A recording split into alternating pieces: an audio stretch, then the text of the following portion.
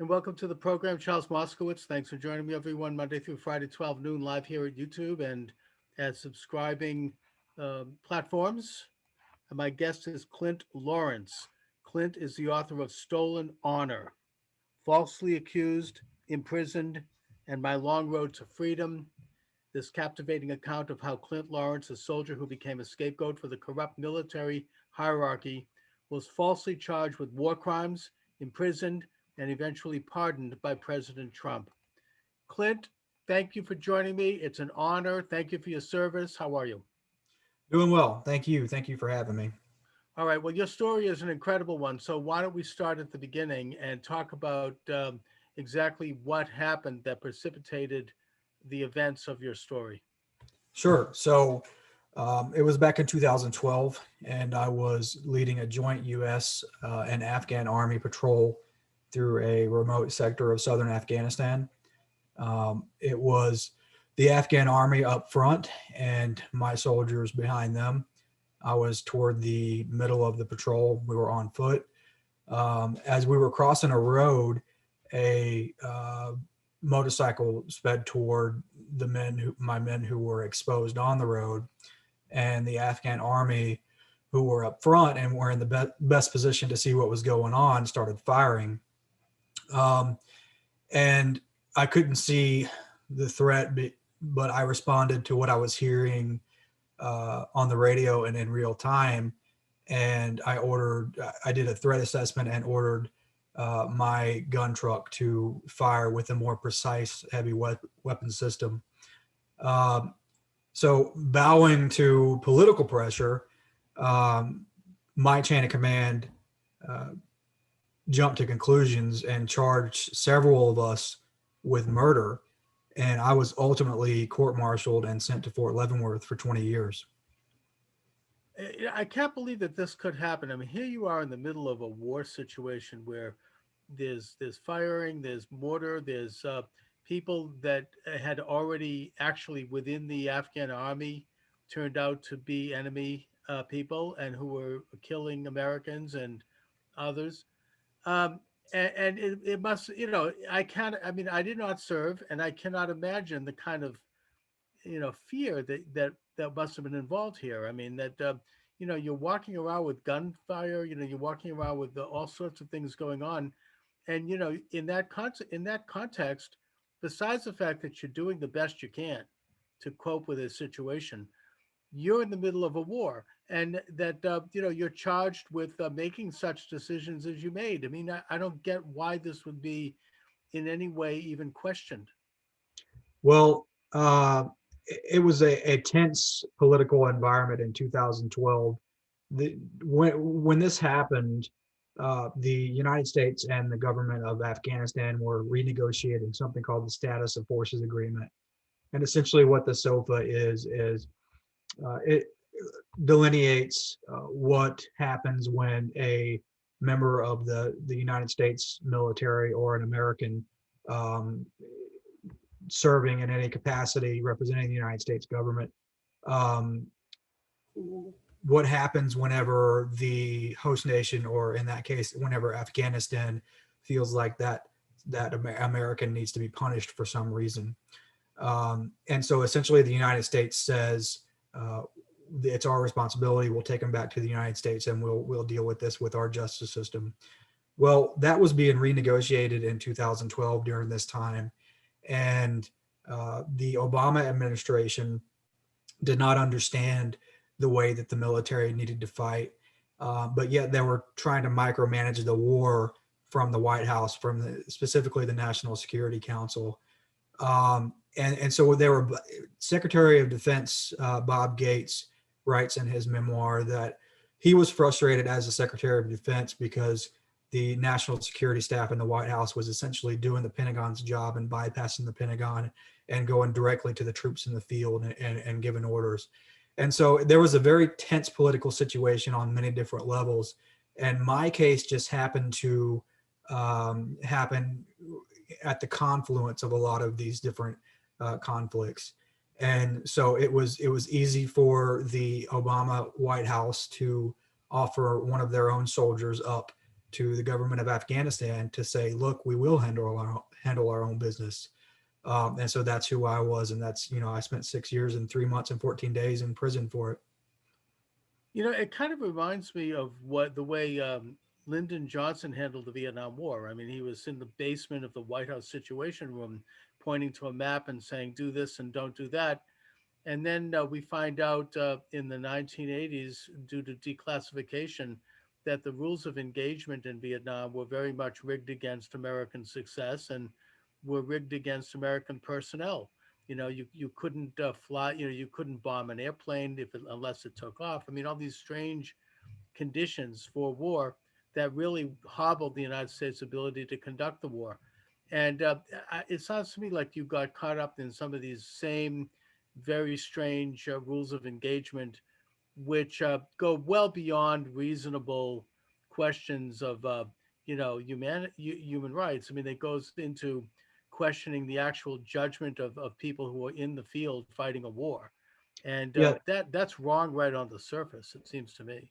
you're absolutely right. And, I'm talking to you here from my law school, my apartment that's here on the law school campus. And, in 9 months' time, I went from a prison cell to a law school classroom. So it's an interesting time to be in law school for that very reason, Hmm. because now on the streets of America, there is so much public pressure to charge police officers with crimes.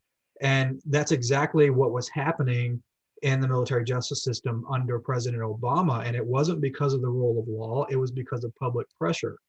And so we learn in law school to do an elemental analysis when we're deciding if we can go forward and determine if something is actually a crime.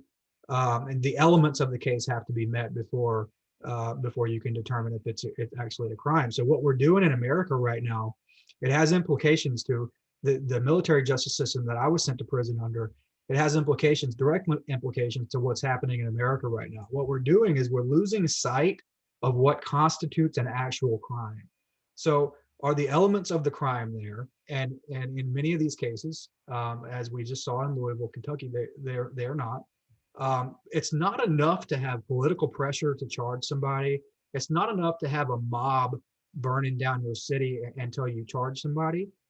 Because when we do that, when we then give in to these mobs and we say, okay, we're going to send these police officers to prison, that's an American citizen. Just because he's wearing a badge does not mean that he's not an American citizen with constitutional rights. And so we've got to be careful that when we do that, when we charge our great police officers and our military under the military justice system, we don't do that based on the political will of the day, because when we do that, we change what it means to be a crime, and we change what constitutes a crime in this country. And at the end of the day, we've got to adhere to the constitutional protections that all American citizens have, or else we're no better than Afghanistan. We've got to have the rule of law here, and it's very important. And I like to draw parallels as much as I can with my case and what's happening with police officers around the country, Hmm. because it's so important. And it's one of the main reasons I wanted to go to law school, and one of the main reasons I wrote this book is uh, we've got to make sure that we stand back and we do a compass check, and we ask ourselves, as a society, where are we going, and are we doing the right things here, and are we making emotionally based decisions? And I think if the answer to the last question is yes, then we need to stop for a second, and we need to re-examine what it means to be an American, and re-examine what it means to live under the Constitution of the United States of America. No, I think that you're exactly describing the American philosophy of law, which is that we're a nation of laws and not men. We're a nation of constitutional written rights, not mob rule. I mean, this is something the founders understood. They did not. They rejected the idea of democracy. They supported a republic, which has set laws that apply to everyone equally. And it's supposed to transcend the passions of the times and the opinions of the times. And you got caught up in a situation which involved public relations for political figures who wanted to look a certain way, who wanted to portray things in a certain way, and as a result, they were willing to flaunt the law. And I think your parallel is exactly right with regard to what's happening now. You have lawlessness in the streets with, these gangs of the communist inspired gangs looting black businesses, burning black uh, neighborhoods, killing black people, and everyone is standing back and letting it happen because there's some twisted idea that to take action is contrary to the public good, when in fact the opposite's the case. If we had observed the law, then we would have handled these sorts of crimes, which are direct crimes, real crimes, not opinion crimes. They're crimes that are killing people and hurting people and damaging property. So I think you definitely describe the American philosophy of law, which is in a clear way, and you're doing so from a position of knowledge, to put it mildly. Clint, what was so you were detained for 7 years and not convicted? Is that what happened? No, no, no. I was convicted, but I'll tell you how. I was actually in military prison at Fort Leavenworth for 6 years, 3 months, and 14 days. So the Army had, back in the day when they were trying me in the kangaroo court that they call a court martial, the Army had DNA evidence proving that the men that I was being tried for murdering were in the same Taliban cell that had killed and maimed American Marines and soldiers. But they did not, the Army did not present this at my trial, and they didn't even give it up as evidence and let my attorney see it. They had this in their possession, but they thought it wasn't, it didn't matter. So it would weaken their chances at winning. The United States government does not lose, period. And so when they need a win, they'll do whatever they can to get a win. And we see this time and time again. Also left out of my trial was video footage that from an overhead blimp system called an aerostat. It looks sort of like a Goodyear blimp, and it's got cameras and sensors and all kinds of stuff on it. Well, there was one of those nearby during my patrol, and it captured footage of the Taliban setting in an ambush around my unit that day. And the operator, who's a DoD civilian, a Department of Defense civilian contractor, he contacted my chain of command and told them that and said, "Hey, I've got footage here. I mean, I know you guys are trying to, take this lieutenant down, but I could clearly see that they were setting in an ambush on this guy. You guys need to back off." They did not even respond to him. And so, it's very interesting to me that none of this was brought into my trial. But what did they present at my trial? Here's what they presented at my trial. They presented these innocuous conversations that I had with other officers about these things that don't even matter. About they had witness testimony that said that I told a female sergeant that she smelled good. What does that have to do with the murder charge? And so they, all of this was in an attempt to make me look like a bad person and to make my character look like I was some sort of person who didn't care about the rules. So that's the kind of nonsense that they brought into my court martial. And there's a lot being said here by the Washington Post and the New York Times about my entire platoon, quote unquote, my entire platoon testifying against me. And that's not the truth at all. A lot of the people that the Washington Post and the New York Times have been interviewing are people that were not even there. And most of them were not even there. And there are also people that are coming forward and that are claiming to be experts who were not even in the platoon. And so, I stand back and I see this stuff and I see it for what it really is. And President Trump pardoned me, and he pardoned me early on in his presidency. And that's always a risk for a president to do that. And I write about that in Stolen Honor a lot. And I appreciate that 100%. But what the president did when he pardoned me was he knew that he was taking a risk, and he knew that he was inviting the liberal media to attack him. And so what they're doing and what they have done since last year, and it hasn't stopped me one bit, mind you, I have gone full speed ahead. But what the New York Times and the Washington Post are doing is trying to tear me down as much as they can, because it makes the president look bad by doing that. Well, I've got news for them. I got accepted into law school, and I just wrote my first memoir, and it's published by a major publisher. So, no matter what they do, they're not going to bring us down. And so, here's the last thing I'll say on this specific subject. If I were an African American, if I were had been charged for some sort of drug crime or drug offense, the left, the liberal media would have been praising President Trump for pardoning me. But I'm a white guy who joined the military and went to war and was convicted for some sort of war related political nonsense that nobody really understands. And so the liberal media they haven't even shown up. And my question to them is, what's different about me and an African American who is convicted of drug crimes from Chicago or somewhere, and that President Obama across the board gave clemency to and granted all kinds of relief to folks like that. They were praising President Obama for doing that stuff, but President Trump sees something that is a miscarriage of justice, and he sees something that a lot of people are asking him. Over a dozen congressmen, a United States senator, and two governors asked President Trump to pardon me. And so President Trump sees this, and he sees it as a miscarriage of justice, and it is, and he takes action, but then he gets attacked by the liberal media. So that's how I know that it's not about justice, and it's not about caring about people who are down and out. It's not about caring about people who are in prison. It's all about politics, and it's all about political expediency. If it was about justice and if it was about humanity and doing the right thing, the Washington Post and the New York Times would not be attacking me right now, but they are, and they continue to do so because it makes President Trump look bad. And I think that's just sad. Well, obviously, your whole thing is filled with it's a political agenda from day one, and I wonder the people in the army, the people in the military who withheld evidence that would have exonerated you, the fact that they had DNA evidence to indicate that these guys were connected to the Taliban, the fact that they had evidence that showed from an aerial view uh, Taliban activity in the area. I mean, aren't they in?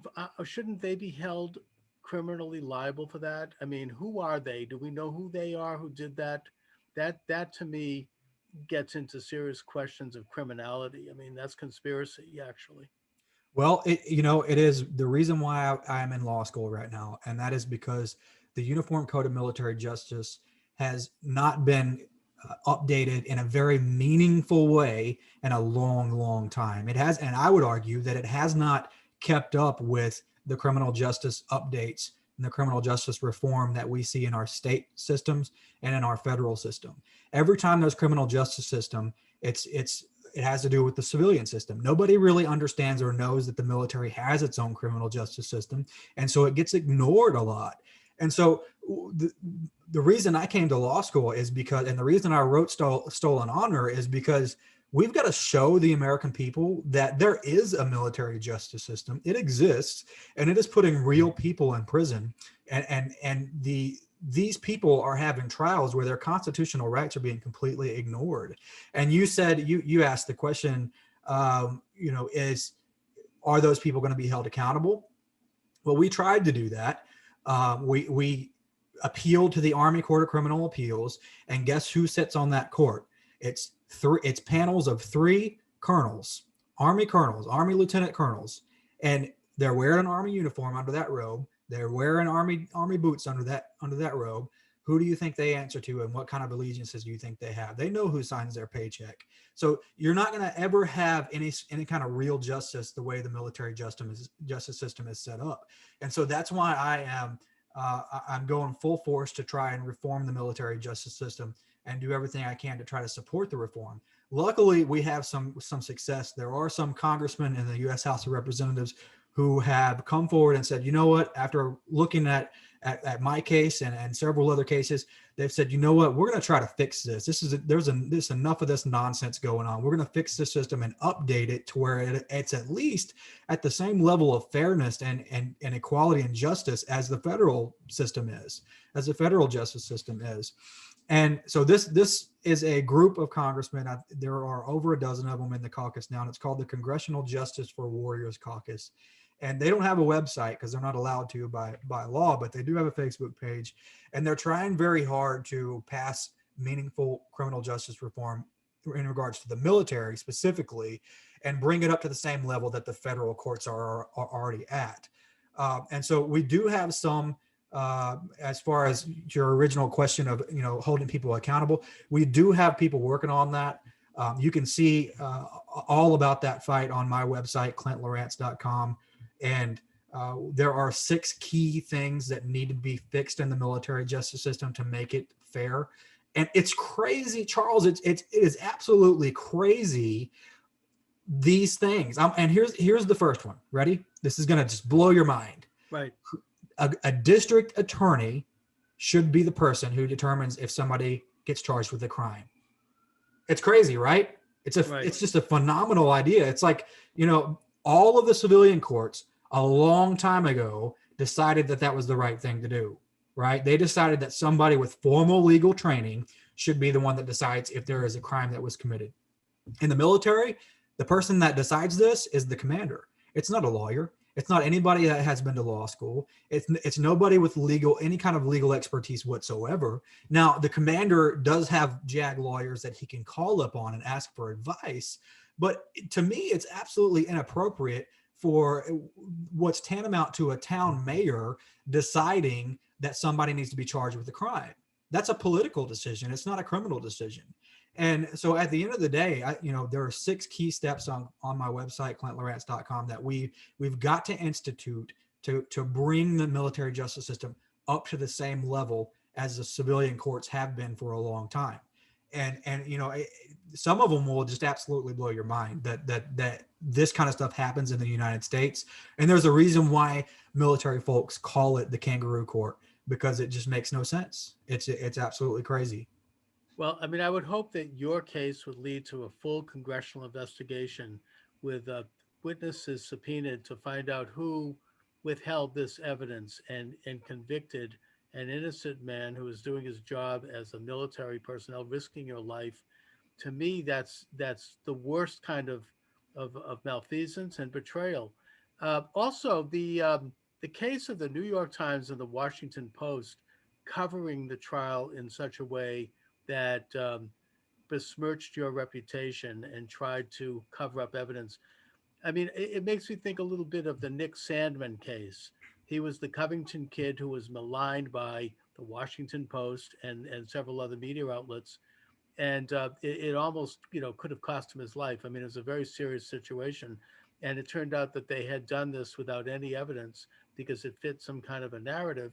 He just won a lawsuit worth a huge amount of money in the hundreds of millions of dollars, and I think that that set a precedent for people like yourself, Clint, because if they're going to malign you publicly without any evidence like that, then that does present a situation by which they're liable and they could be sued. And I hope you do sue them. Well, I'll tell you this. The New York Times and the Washington Post only got involved in my case after the conservative media did. And they did so because they saw an opportunity to make conservative media look bad and to use me as a political football against conservative media. So as soon as Sean Hannity and Pete Hegseth and all of those awesome people got involved in my case and started calling on President Obama to let me out, and the University of Chicago, very liberal university, by the way, their law school called on President Obama to let me out. One of the governors who called on President Trump to let me out was a Democrat governor. And so, it was a very bipartisan coalition that tried to get me out. But in terms of, me striking at them in terms of some sort of lawsuit or something, the New York Times and the Washington Post, we have discussed that, my lawyers and I. But I think it's important to point out that they did not come on board until they saw an opportunity to attack somebody else. So it's not about justice for these people. Right. It's a war for these people. It's a mudslinging war. And I think that's just despicable. And it's another reason why I don't believe anything that comes out of those places. It's just sad the way that the state of affairs, it's like they forget about there's a human being, there's an absolute, a human being who is being affected by the things that they're doing. And by the way, the people that they're bringing forward as witnesses and they're calling on all these veterans and everybody to come forth and say that Clint Lorance is a bad guy and all these things. I would challenge these people. I'd like to look at these people and see what kind of veteran are they, because there are a couple of, I was talking to some police officers last night on a podcast, some great guys. And I would challenge you to think about the military in a very critical way, and that is this specifically. Everybody that serves in the military is a veteran, yes, but everybody that goes to combat is not a combat veteran. There are a lot of people that go to Afghanistan and Iraq and all these different places and sit on a fob their entire time and never go out and have any engagement with the enemy whatsoever. And then they come back to the United States and all of a sudden they're absolute heroes to everybody. And I think we really throw that word around carelessly. And, I do give them credit for joining the world's greatest military and contributing to the fight. But I don't really care about their opinion in terms of the Washington Post and the New York Times when they ask for feedback on, veterans feedback. Mm. I can't give their opinion much weight because I don't know what kind of experience they have. I don't know what they did while they're in the military. I don't know if they stayed in a galley and they cooked the whole time they were in the military. Who knows, right? So at the end of the day, we got to be careful when we're listening to these people and see what really certifies them as experts. And at the end of the day, when it comes to the people who testified against me, all right, and stolen honor, very, very critical of those guys because they did it to save their own hide. And here's the crazy, crazy thing, right? Hmm. This happens a lot in the military justice system. If those guys had not turned on me and testified against me, nothing would have ever happened. They got scared. They let the government's henchmen strong arm them into testifying against me and throw me under the bus. And it is scary to see your name on a charge sheet with the word murder attached to it. That is a very scary thing. And it is scary to see United States versus whatever your last name is. That's very, very scary. Nobody ever wants to see United States versus anything, right? And so I will say that is a very scary thing. But I would never, ever have turned on one of my brothers, a fellow military member or a police officer, just to save my own hide. Because if they had not done that, the Army had zero evidence. The only thing that they had against me was the testimony that they forced those guys to come and testify against me. So I write about how I feel about them in Stolen Honor a lot, and those guys are. There's a lot I write about in the book about what those guys that testified against me have been doing since I went to prison, and I would encourage you to read about that because it's just sad. It's just absolutely sad what they have been doing. So and Democrats talk a lot about Democrats talk all the time about reform and rehabilitation and all these things. Um, and here I am, 10 months now out of prison, and I'm halfway through a third of the way through my first semester in law school. And I did that by working 12 to 14 hours a day and saving up my money and having a lot of great people behind me and coming here and doing it the old fashioned way. And that is hard work.